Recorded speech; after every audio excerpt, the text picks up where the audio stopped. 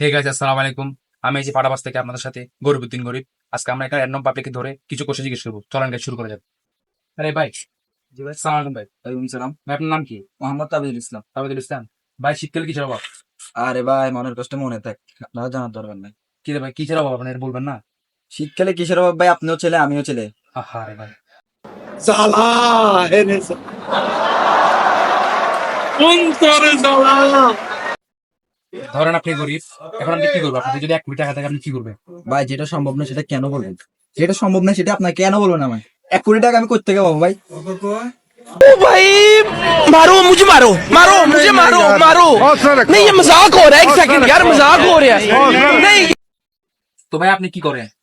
ভাই, আমি এত বেশি শিক্ষিত যে আমাকে বাংলাদেশে আমার ডিমান্ড দেওয়ার মতো কেউ না। আসলে তো আপনি এমন কি কাজ করতে যাচ্ছেন যে আপনাকে ডিমান্ড দেওয়ার মতো কোনো কাজ নাই? ভাই, এটা বাংলাদেশে নাই। নাই? না, এমন কোনো কাজ? আমি এত বেশি মানে উচ্চ শিক্ষিত, দেখলে তো বোঝা যায়। আচ্ছা, আপনি উচ্চ শিক্ষিত। হ্যাঁ, কোন ক্লাস পর্যন্ত পড়ছেন ভাই? ক্লাস 2।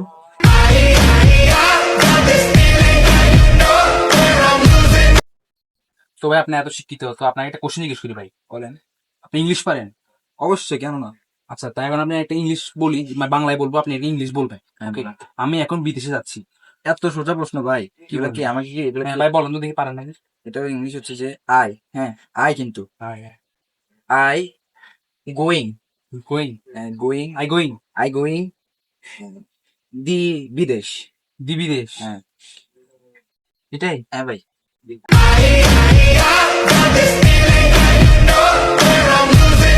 আমার ডিমান্ড কেউ দিবে না ভাই দেশে। আমার যে বুঝতেন ভাই, আমার এখন বদনা কোম্পানির ম্যানেজারটা হিসেবে ডাক দিচ্ছে। ও আচ্ছা, বন্ধকামের ম্যানেজার আপনি? আচ্ছা ভাই, ঠিক আছে।